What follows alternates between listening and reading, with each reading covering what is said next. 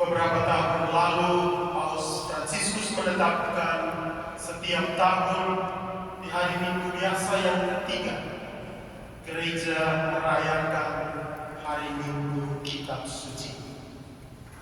Penekanannya jelas karena sebagai orang beriman teristimewa Katolik, kita jarang membaca dan merenungkan Kitab Suci. Oleh karena itu, minggu hari ini kita diajar untuk membaca, merenungkan Kitab Suci, apa yang Tuhan mau sampaikan kepada kita. 3 pokok renungan dalam bacaan-bacaan hari ini mau mengajak kita untuk kembali melihat ke dalam diri kita. Yang pertama, Kitab Suci atau Sabda Allah memberikan penghiburan dan memberikan harapan kepada umatnya.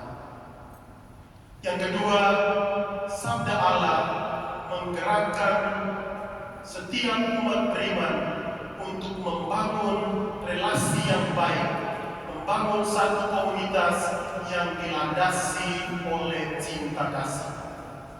Dan yang ketiga, Sabda Allah mampu menggerakkan hati manusia untuk menjawab panggilan Tuhan.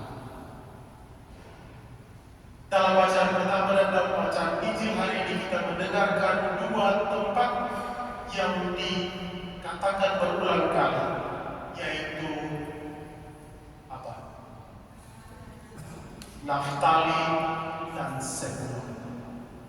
2 tempat ini kalau kita ingat sejarah Kitab Suci, bangsa Israel dibagi menjadi 12 suku Israel.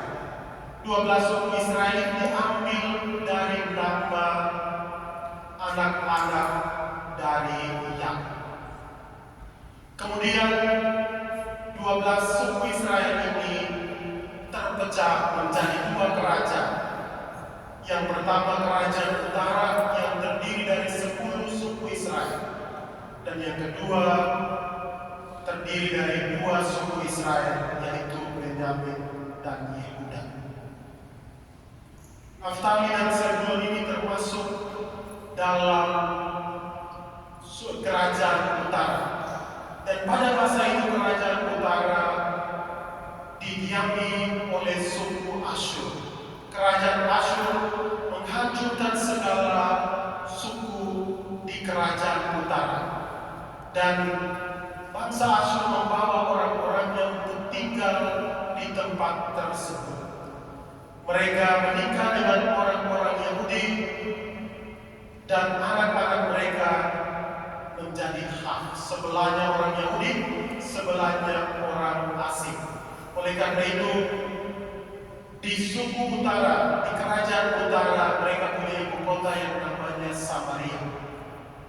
Itu kenapa dalam bacaan Injil yang kita dengar, bangsa Israel terlebih bangsa Yahudi, orang Yahudi selalu tidak menyukai orang Samaria, karena mereka melihat orang Samaria sebagai orang yang jahat, juga sebagai percampuran orang Yahudi dengan orang yang tidak beragama.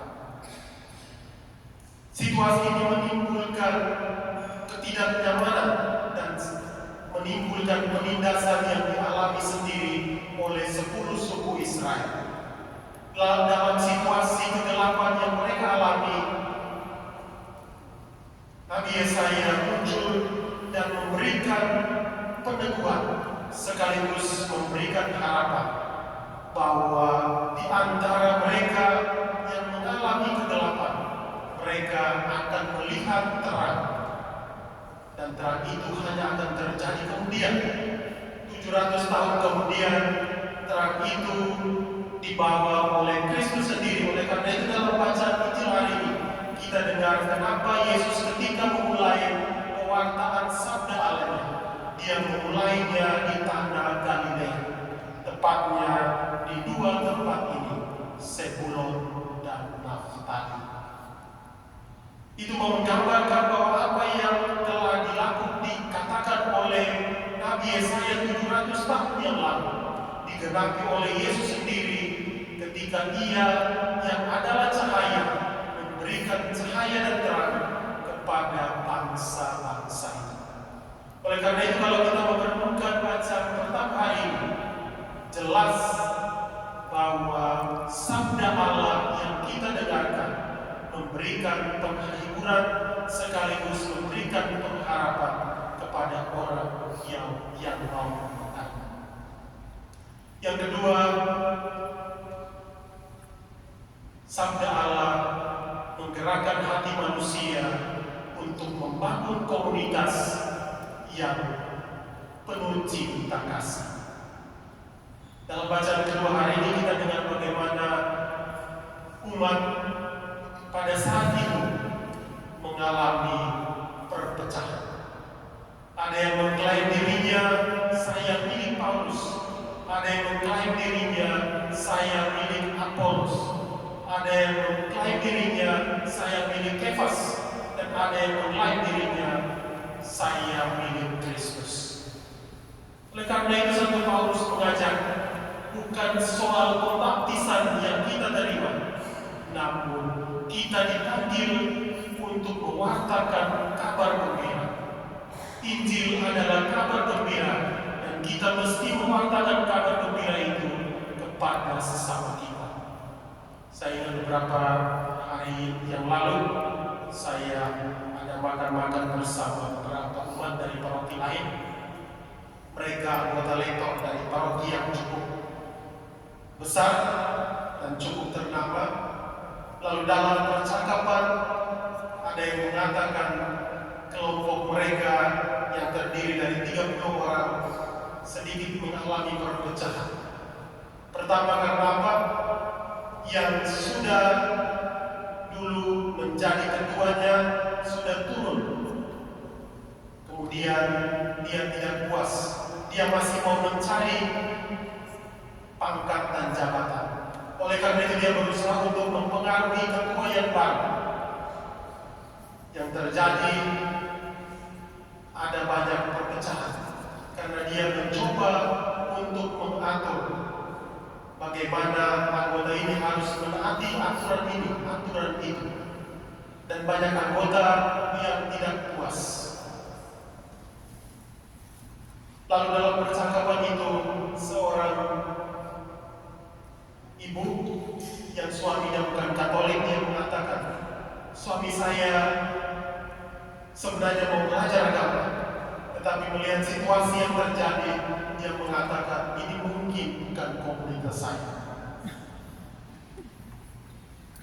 Saudara-saudari yang terkasih, bacaan kedua hari ini mengajak kita untuk senantiasa mendengarkan sabda Allah, untuk membentuk hati kita supaya kita mampu mengatasi keegoisan diri kita, menerima segala kekurangan dan keterbatasan sesama kita, sehingga kita mampu membentuk komunitas yang penuh cinta kasih. Dan yang ketiga, sabda Allah menggerakkan hati kita untuk menjawab panggilan Tuhan. Hari ini setiap tahun tanggal 25 bulan Januari kita merayakan apa? Ada yang tahu selain Minggu Kitab Suci maupun Minggu Biasa ketiga? Tidak tahu. Kita merayakan pertobatan Santo Paulus.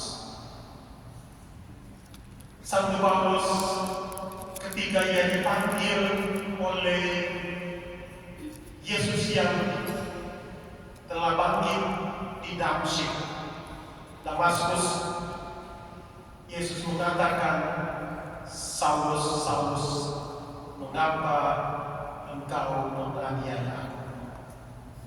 Melalui panggilan ini, Santo Paulus mengalami pertobatan, mengalami perubahan hidup yang radikal, dan ia mampu mewartakan kasih dan kegembiraan Kristus kepada bangsa-bangsa lain. Dalam bacaan Injil hari ini juga kita mendengarkan bagaimana Yesus sendiri memanggil murid-muridnya Ia mengatakan, "Mari ikutlah aku, dan kamu akan aku jadikan penjala manusia."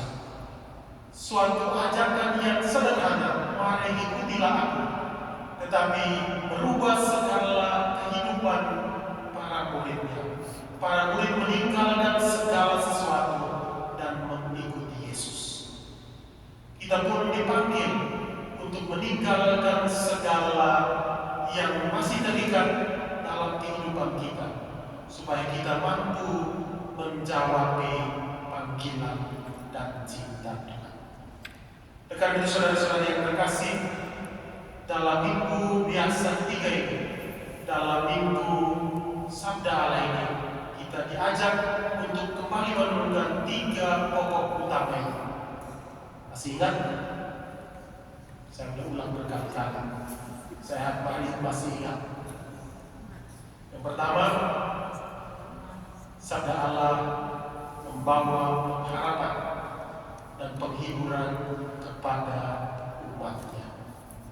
Yang kedua, Sabda Allah menggerakkan hati kita untuk membangun komunitas yang penuh cinta. Dan yang ketiga, Sabda Allah menggerakkan hati kita semua untuk menjawab panggilan Tuhan. Kiranya Sabda Allah ini senantiasa bergema di dalam hati kita, supaya kita mampu menjawab setiap panggilan dan ajakan Tuhan sendiri.